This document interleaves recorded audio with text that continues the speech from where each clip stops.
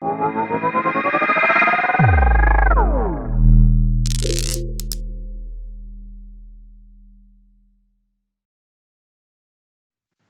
you, Chris. So excited to be here and talk to Kevin, Nick, and Paul. Hello, everyone. Hello. Hi there. Hey. Hi. First, I'd like to start off by asking each one of you in turn to introduce yourself, tell us how you're doing amid these troubling times, and also explain how you're related to the data oracles in your day-to-day work. Paul, can we start with you? Yeah, love to. Thanks, Alex, for having us here. Really excited about the panel. So my name is Paul, one of the co-founders of DIA. I have a background in management and finance. We've been started to build on DIA 2017, 2018. So what we do, just in 2 sentences, we're providing transparent data through oracles, and we're using a crowdsourced and crowd-validated process to do so in order to be efficient and very transparent in that. So my day-to-day work, coming back to your question with oracles, is it's all around oracles. This is what we do. Awesome. Kevin? Yeah, hi. I'm Kevin Wang, one of the co-founders of Nervos Network. So Nervos Network is actually a layer 1 protocol in public blockchain. So, we're building up a DeFi ecosystem. And when it comes to data oracles, it's really the center of, one of the most important DeFi primitives to bring sort of off-chain data to on-chain. I think a lot of it used as a price feed. So we talk to a lot of the Oracle teams, pretty much all of the Oracle teams, and then there's just a ton of innovation in this field. So very, very excited to hear more about oracles. Amazing stuff. And I believe Nick, you're the last one. Yeah, thanks. Thanks for having me. So my name is Nick Fett. I am the CTO of Teller. Teller is a decentralized oracle on Ethereum. So back in 2017, my team and I, we started building out a decentralized derivatives platform. And you kind of run headfirst into how do you trustlessly get pricing information on chain. And there was nothing that was available. And so we built Teller, which is a way for dApps and DeFi contracts to bring on pricing data in a completely decentralized way. Well, sounds amazing. So let me pose my first question related to the actual title of this panel and to do with transparency. For each one of you, what does transparency in data provided by oracles means for you? And additionally, what is the sort of ideal case of how this technology can work? And is it actually achievable right now, or will it be achievable soon? Can we start with Kevin, please?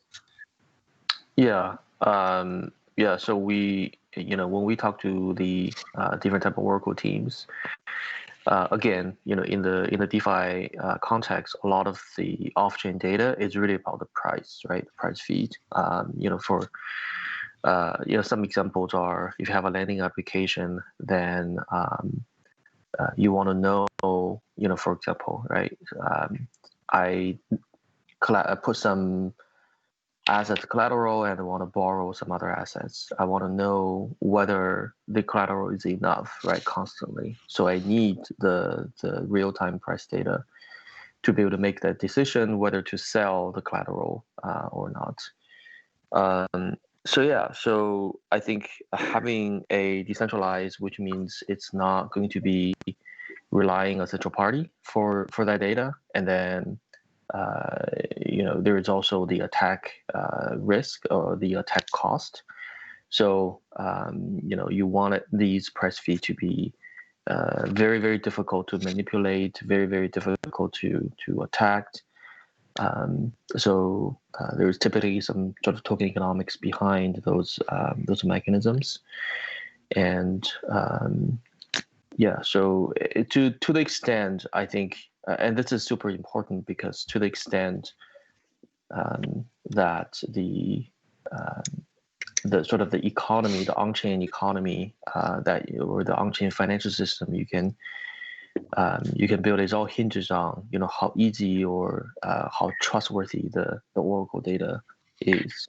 Because if you attack the Oracle, then you can break pretty much all the DeFi applications. Sure. And Paul, what are your thoughts on what does transparency in data oracles mean for you?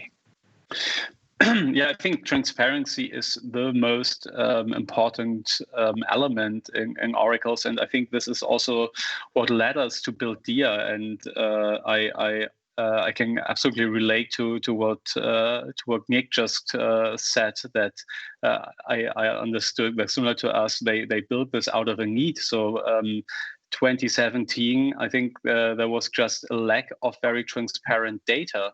And what means transparency, I think, is that you really know what's the data source and what has been done with it.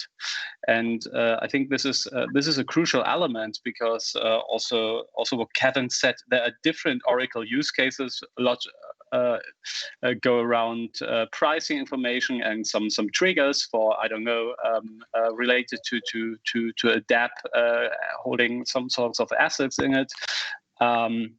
You really need to understand actually where this data point comes from, and I think it's use case specific. So sometimes a price point from, for example, a Uniswap price point can be just the right thing, because it's also the venue of execution. But for other use cases, for example, to mitigate, let's say, a flash crash, you want to have some average pricing, outlier cleaning. But if you do this, you really want to understand how this is being done. And this is something I think at least in 2017 was missing, and we wanted to build, and hence did. So we put a lot of emphasis on the complete transparency of where does the data come from and what has been done with the data.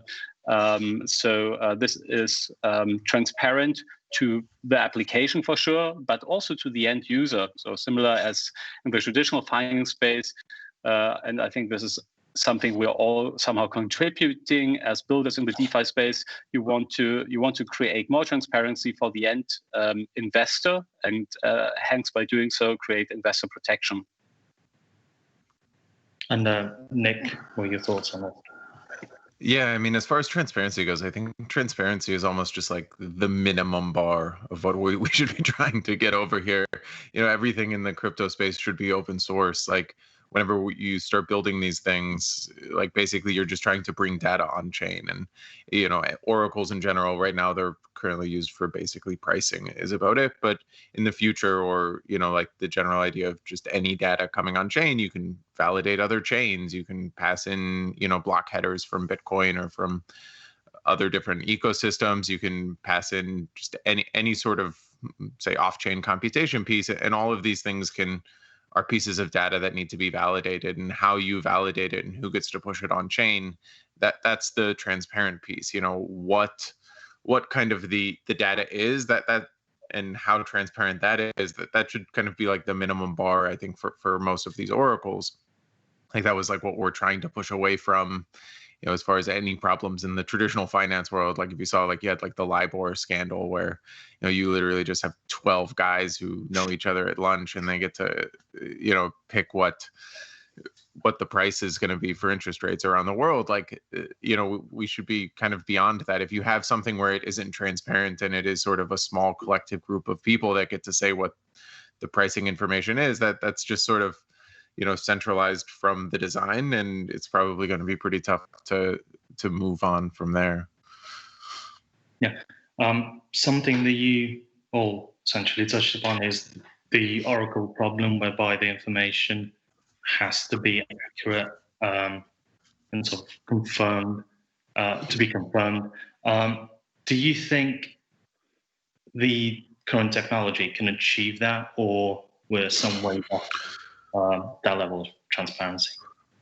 Let's go with Kevin, please.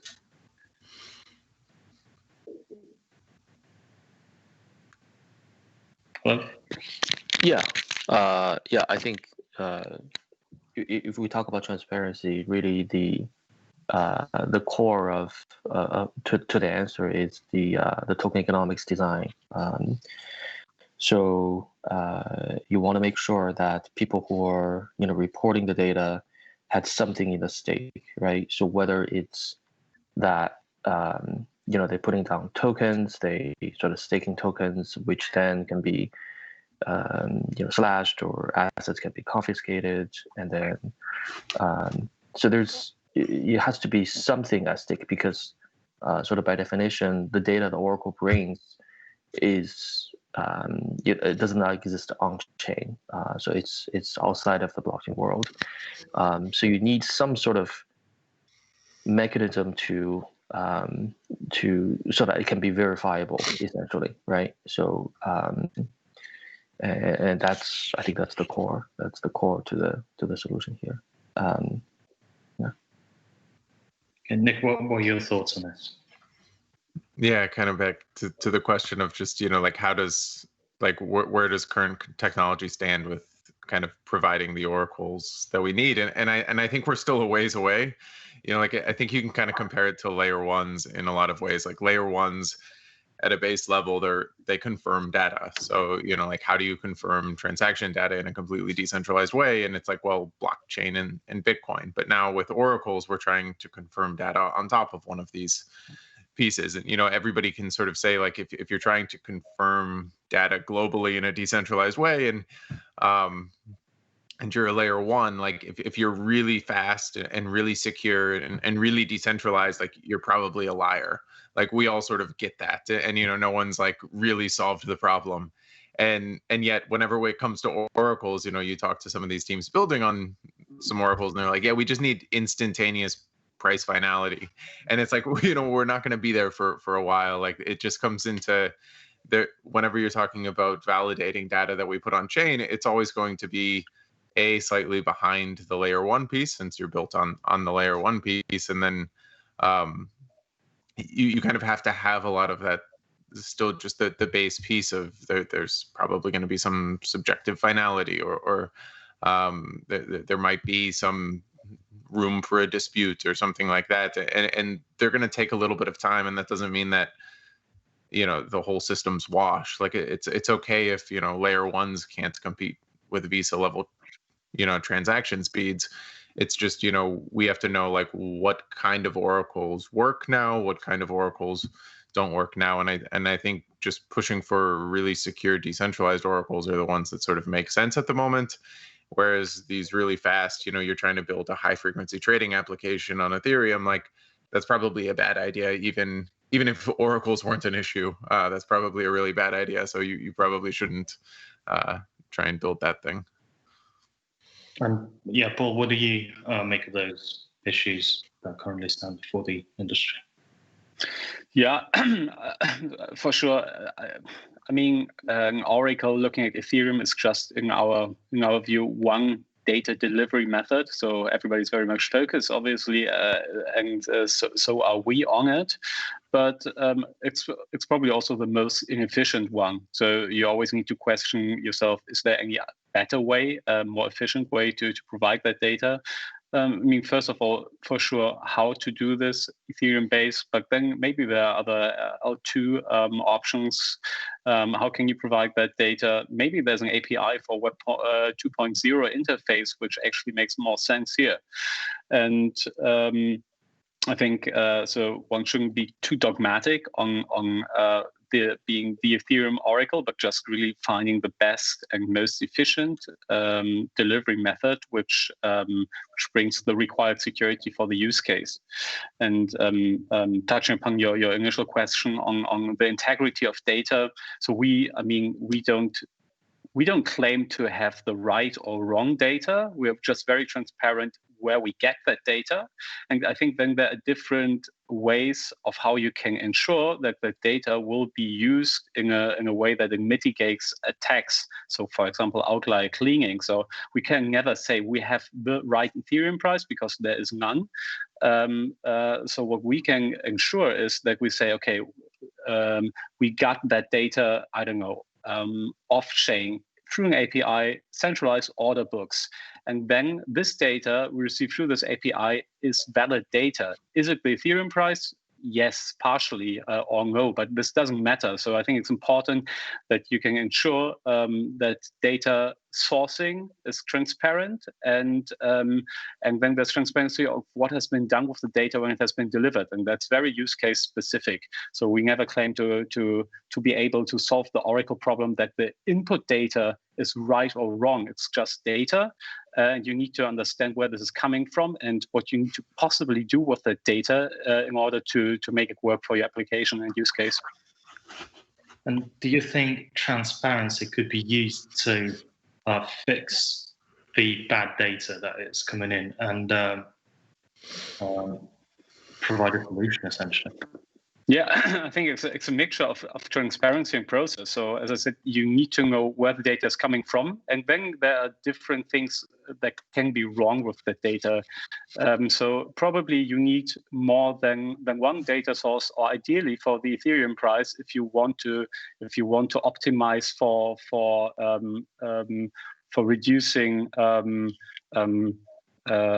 fraudulent data through outlier cleaning. So this works then perfectly to mitigate maybe one corrupt data source. And if you're having a couple of data sources which have a certain reputation, and you have a methodology of ensuring that potentially tampered data is being excluded, perfect. But then you need clear transparency on how does this exclusion actually work. It sounds and it is quite trivial, but I think nonetheless that's a good solution and should be a standard. Yeah. Okay. And Nick, wanted to touch upon the question of centralized versus decentralized. I'm pretty much sure I know the answer that we're going to get here during this panel, but surely there's good and bad sides to both solutions, even though, decentralized oracles are more popular. Sure. I mean, it's always just one of those things. Like if you're running a centralized oracle on your DeFi app, do you need to be built on Ethereum? Do you need to be kind of built on these decentralized ecosystems? If you have Coinbase, the ultimate transparent oracle is the Coinbase oracle. It's them signing a price and it's there. It's completely transparent, but it's also completely centralized. If they want to stop signing those prices, if they want to manipulate those prices, it's done. It's transparent and it works, but kind of as Paul was talking about, it goes into the process of you need to actually sort of make it a little bit more robust in order to claim any sort of decentralization. And I think whenever you look at what, I guess it just comes down to what are you trying to build? Why are you trying to build on one of these, blockchain networks in the first place? If the reason you're building on one of these things is for censorship resistance, which is kind of what they claim that their use case is, then you want an oracle that's also censorship resistant. And I think it goes into, okay, so if you just use Coinbase's oracle, that's probably not censorship resistant. If you add in more, say, known parties, so if you have Coinbase and Binance and OKX all signing prices, is that more decentralized or not? There's probably a case for no, but they all know each other. It might even just you might even have a problem where if they all know each other and the regulators come after one of them, now they all feel kind of comfortable doing it together, and they don't get the blame.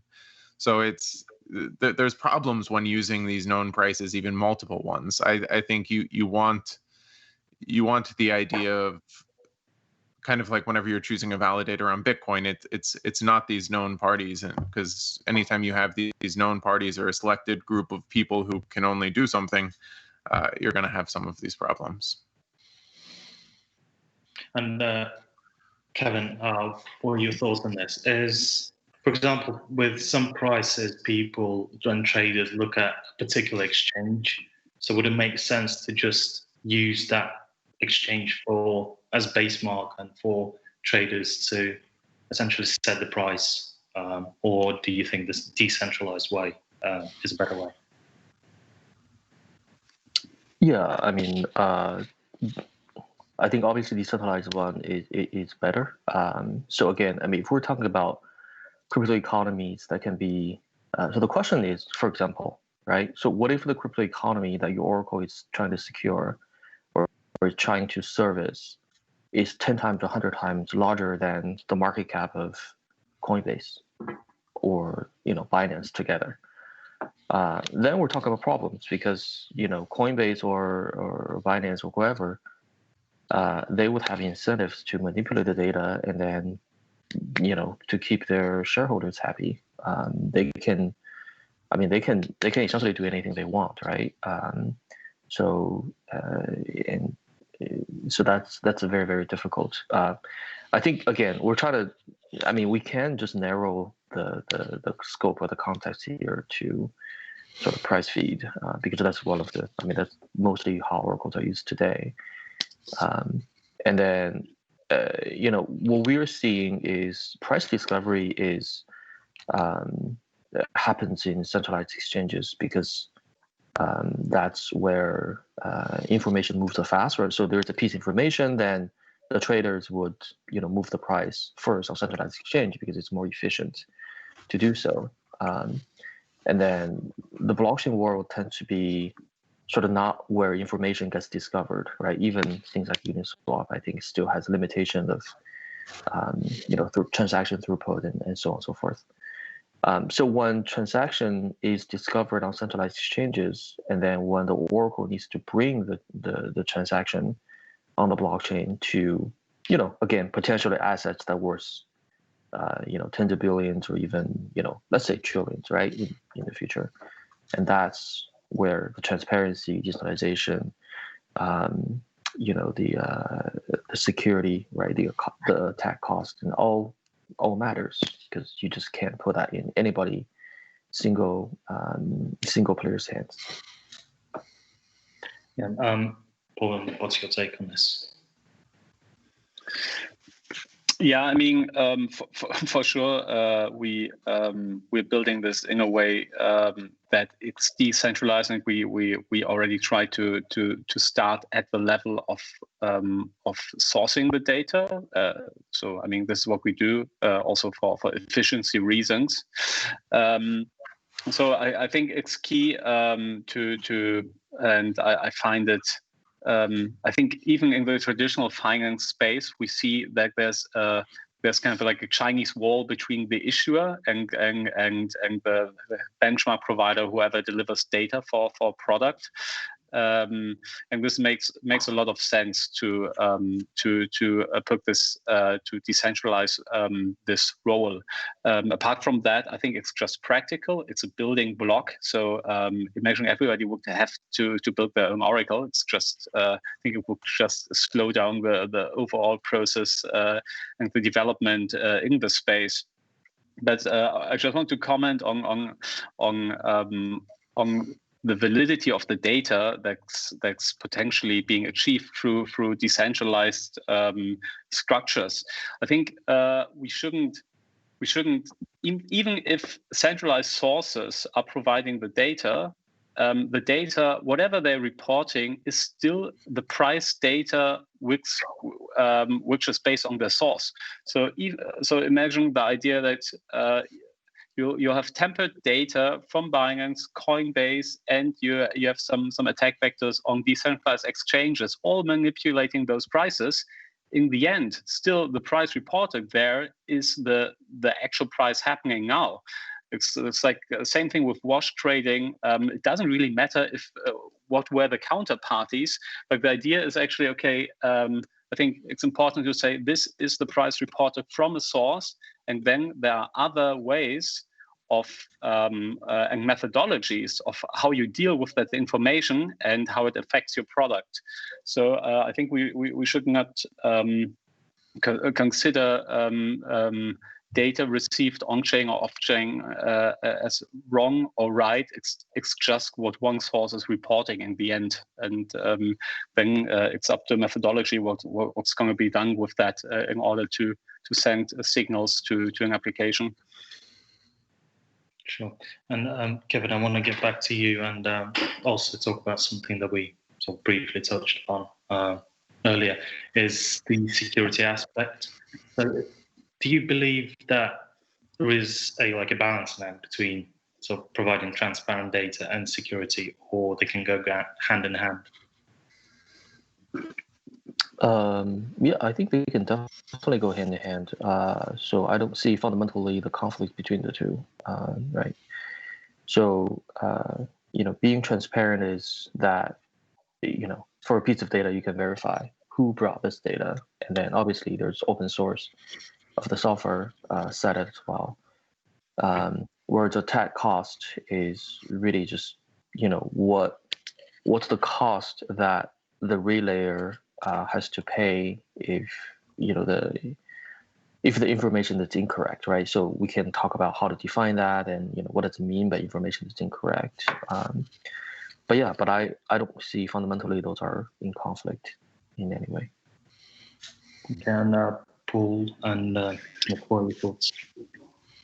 Yeah, very much adding to this. I think that it's not either one. It needs to be transparent in order to be secure.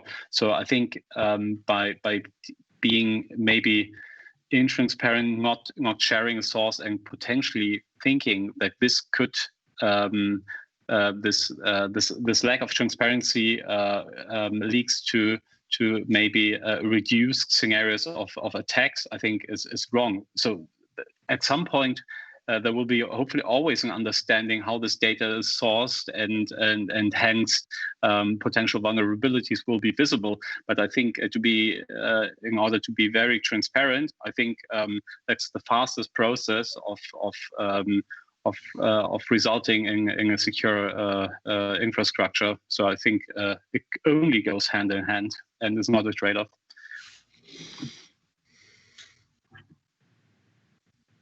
Okay, Nick, what are your thoughts? Oh, sure. Yeah. No, I mean, kind of like Paul had said, it sort of goes hand in hand. But it's always really hard whenever you're talking about oracles. Like it's such a giant question, because there's there's the sources of the data, there's how you get them on chain, how you handle the validation of the data, how you handle, kind of as Paul was talking about, the process of sort of validating, and it all kind of goes hand in hand with bringing off-chain data, because you can have. Like if you look at how Maker worked for the longest time, it was just very few selective secret reporters who brought on, there was no transparency in it, but then they had a security module where the price update would sit for an hour, and the token holders could sort of vote on whether or not that was going to be accepted into the system. And so you had a better process, even though there was zero transparency, and the oracles worked for a long period of time. And then, or you'll have other pieces where, say an augur, where there's zero source of data as far as the oracle. It's just we're just going to bet on it on chain and derive a price that way, and it can still sort of work as a good decentralized oracle in the space. It's just whenever you're putting the idea of an oracle as a whole together, especially whenever you're going after something like a price, which, as Paul correctly said, was the notion of a price is really ambiguous. It doesn't really mean a whole lot to say what's the ETH US dollar price. It means different things to different people. So I think all together you just have to put the building blocks correctly, but transparency and security should kind of go hand in hand. And the more kind of open about the process you are, the more open about this is how it actually works, this is how the data gets validated.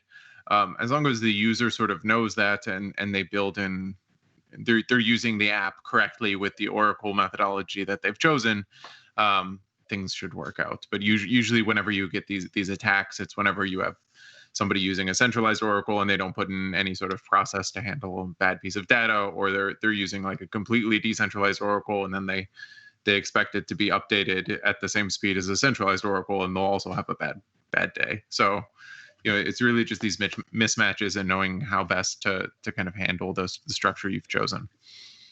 Sure. And just my final question, I think we've got about a minute each for you. It's about the growth of oracles, and where do you see, how do you see the technology develop, and can it go beyond DeFi, in your opinion? Paul, Nick, and then Kevin, what are your thoughts? Yeah, so I think this to divide things in DeFi and CeFi, I think this is just I don't know. We'll probably use those terms for, I don't know, a year or some time plus. In the end, how does it differentiate? Possibly regulation, but or the stack below that.